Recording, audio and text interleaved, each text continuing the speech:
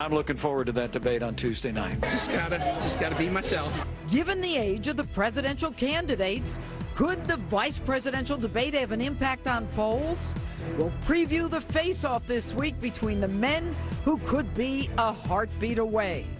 Then, hey, I got some millennials. Last night I asked millennials what they want in a president. Tonight, I'll ask an expert why they're not coming out for Trump. Plus, Larry Sabato breaks out that crystal ball. Justice starts now. Breaking tonight, Donald Trump says his confidential tax records published by the New York Times were illegally obtained. Hello and welcome to this special Sunday edition of Justice. I'm Judge Jeanine Pirro. Thanks for being with us. Those tax records were published in Sunday's Times without Donald Trump's consent. His campaign and supporters say all that they show is that Trump did nothing illegal. With me now is senior economic advisor to the Donald Trump campaign, Stephen Moore. All right, good evening, Stephen. Hi, Judge. Bottom line, no suggestion that what Donald Trump did was illegal, but essentially what has happened is there is a claim, it's not confirmed or denied by the Trump campaign, unless you can tell me differently, that with a $900 million loss in 1995, he is allowed, pursuant to the tax code, to move that net operating loss, as it's called, through the next 15 years on his tax returns. Now, you and I, and maybe people who understand economics, you may say that's what businessmen do, but how will ordinary Americans see this? Well, I'm sort of shocked about how much attention this story has gotten, Judge, frankly. I mean, I read the article and I said, gee, there's nothing there. They had one page of one of his tax returns from, what, 15, 20 years ago, saying that he had a large $900 million loss on some of his business operations. Now, look, every farmer watching the show, every rancher, every small businessman and woman knows that when you have a loss, you are allowed under federal tax law to carry that forward, Judge, and you can use that to offset against the profits that you make in future years. It's a hallmark of our current tax system. The New York Times article makes it seem like it's some kind of scandal that Donald Trump had this 1 year of loss, and then they have only insinuation and they kind of imply that he didn't pay any taxes, but they have no idea. They don't have. Thank goodness they don't have his tax returns. The Trump campaign neither confirmed nor denied, right, Steve? Right. Well, but look, Donald Trump has not released his tax returns, rightly or wrongly. I happen to think it's nobody else's business. Let me ask you there's something. No law there's no law that says he has to do that. All right. 46% of Americans say, you know, he probably should release his tax returns, and 52% think it's no big deal. Yeah. Does this change the public perception of the tax returns? And, you know, at the end of the day, will it change things? You know, let me give you the best reason why Donald Trump, I think, would be foolish to release his tax returns. By the way, I've never talked about this with him, so I'm not making that. Thinks he should. But go ahead. Here's the most important reason. The left is obsessing about all of these issues that have nothing, you know, the Miss Universe, this tax return story, because Hillary Clinton doesn't want to talk about the issues of the day. She doesn't want to talk about the economy. She doesn't want to talk about jobs. She doesn't want to talk about law and order. She doesn't want to talk terrorism. Steve, Donald Trump is, you know, has given them the ability to not focus on that by talking about Miss Universe. That's right. He's got to be more disciplined, no question about it. But let me go back to your issue about whether there was a crime perpetrated here. There was a crime perpetrated. You know who it was, Well, Judge? I'm going to get to that. Hold on. I'm going to get to that. That was the person who released these. It appears what Donald did was legal, and even the New York Times admits that. But I want to refer you now to the federal code, which makes it clear. It's USC 7213. Yep. It's unlawful for any person to whom any return or information is disclosed in a manner unauthorized by this title, willfully to print or publish in any manner not provided by law. And this is a felony. So is the New York Times guilty of a felony? They could be. Now, you know the law a lot better than I do. I mean, I'm a tax policy guy, not a tax attorney. But I will say this, you know, it wouldn't be surprising if this was somebody at the IRS. We know that the IRS has been so politicized under Barack Obama. We've seen what's happened with the way they've persecuted conservative organizations. So I think this may have been someone within the IRS under Obama who leaked this information. Let me get to this question. Right. The New York Times, a couple of years ago, when they had information that went against their liberal bent as it related to climate change, they actually said, since the documents are acquired illegally and were never intended for the public eye, they won't be posted in the New York Times. And isn't the New York Times showing that its bias is so obvious that it's reported that one of them said, we're willing to be prosecuted to get this out?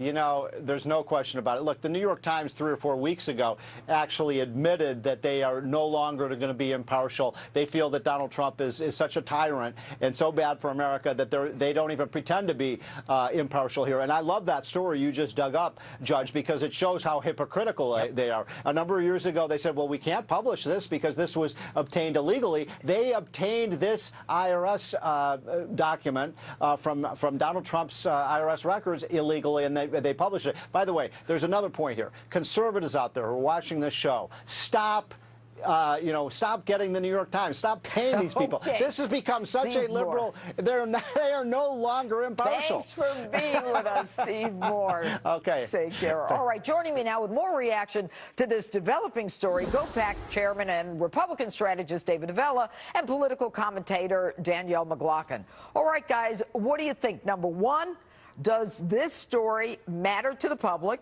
And number two, did the New York Times commit a crime? I'll start with you, Danielle. There's no evidence that the New York Times committed a crime, Judge. I just read the statute to you. It's unlawful for any person to disclose information unauthorized regarding tax returns, and it's a felony. Right, and as you know, he didn't give them permission. He did not give them permission. There's probably a statute of limitations issue here. And I can't speak for the New York Times, but I'm not convinced that there's a crime here. Okay, Danielle, statute of limitations has nothing to do with it. They just released the information. Are you saying that they've had this for years, since 1995? No. No, absolutely not, Judge. This was apparently given anonymously to the New York Times, as you know. And they said they just got it, so there's no statute of limitations. Well, apparently postscript from the Trump Towers. We'll see how that checks out. David, first, is there a problem here for ordinary Americans? And what do you think of what the Times did? This won't change one undecided voter's opinion. And if this is the October surprise by the Clinton campaign, we've lowered the standards on what a surprise is. There's no new information here. Donald Trump has paid his taxes. Hillary Clinton's campaign says that. The person who has committed the crime here is the anonymous person who turned it over to the New York Times. Now, you can debate whether the New York Times is complicit in this, but the person who committed the crime isn't Donald Trump for the way he paid his taxes. The person is that turned him over to the New York Times. Right. And then there's also a question as to whether or not in publishing it, the Times is responsible. But Danielle, what are we saying here? Donald Trump was a businessman. He is allowed to take these offsets, net operating loss offsets. I mean, should he have said to the federal government, I want to pay you money, even though I don't owe you money, I want to pay you money? I mean, that's stupid, isn't it? I think there's a difference between what is legal and what is moral. And I think American voters want to see a leader that has carried their own water. If you're going to walk the talk, you should talk the talk. Sure, he took a huge business loss, and he did not pay, it appears he didn't pay taxes for 20-odd years. How do you know that? Well, I'm saying there's an appearance, and many tax specialists have said there's a reason that he's not releasing these tax returns. But no one's seen anything other than a page from the 95 return. Right, and tax specialists, and I'm not one, have said 20 years you can basically not pay the tax because you've taken such a huge loss. Right, you can move it forward. David?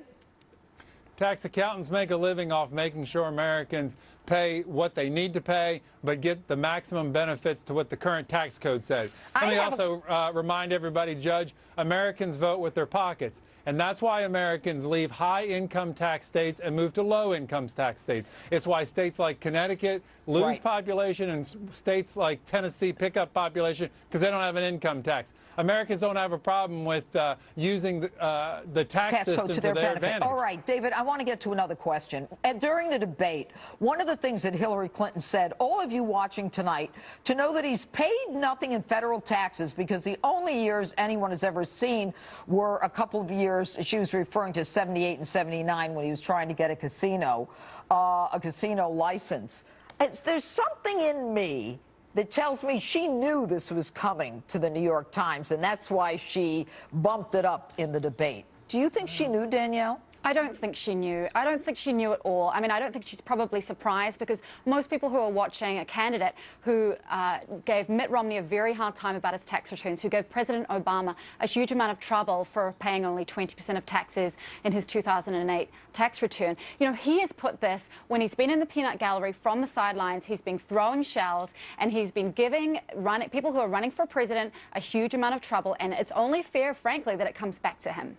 Well, at the end of the day, don't you think Americans are thinking to themselves, I want a smart guy, especially a guy who says, I'm going to get rid of this tax code and the absurdity of what people have to go through to understand it and to follow it? Well, I mean, the Trump campaign has called him a genius for doing this, but let's be honest, it's his lawyers and his accountants. So anyone with money can hire the best people to do their taxes. It's ordinary working Americans who don't have those advantages. And I think people are standing up and saying, it should be good. If it's good enough for me, Donald Trump, it's good enough for you. Yeah, well, maybe they ought to change the tax code so they could take advantage of it. But let me ask you, David, isn't it kind of ironic that what you've got are the Democrats saying, shame on Donald Trump because he took a legal tax deduction, and they're not saying anything that she actually erased classified emails that the FBI director had to swear and say she not only lied about it, but she's released and deleted our personal, I should say, public documents. Exactly, Judge. The Clintons have decided, the Clinton campaign has decided, we have to make him look like he has used laws to his advantage just as we have, so that we're all the same. We're all in this. And the reality is she has been doing this for 30 years in government. And you point out a number of great examples. There's all the advantages she did with the Clinton Foundation, how they used that to benefit themselves. So her strategy is now is that, well, you might say he's just as bad as I am. Let's muddy this all together.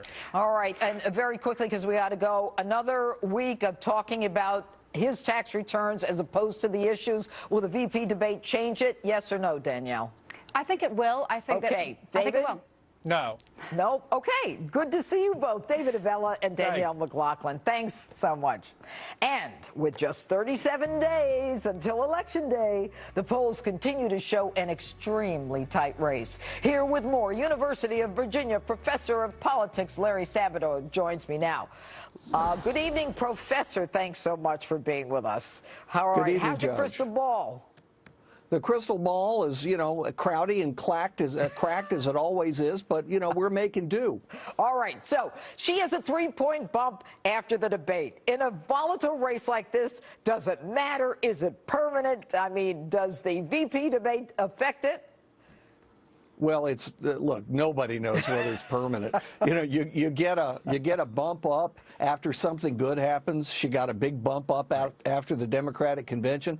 As you know, it all faded. You know, it took a while, but it all went away, and we were in a tied race. And then the first debate was judged by the polls that I saw as being favorable to Clinton, and she got a 3 or 4 point bump out of it, although we haven't seen a lot of polls yet. In fact, the Fox poll was the only good national poll that I've seen. That came out Friday. So we'll see. Right. We have some background polls, state polls. All right, and what we're looking at, you know, Hillary Clinton in a two-way race beats him, and, you know, Hillary Clinton in the four-way race beats him as well. But let's talk about the fact that we've got this very unusual kind of sense of the electorate where they're like, you know what, I'm going to vote against that person as opposed to voting for my person.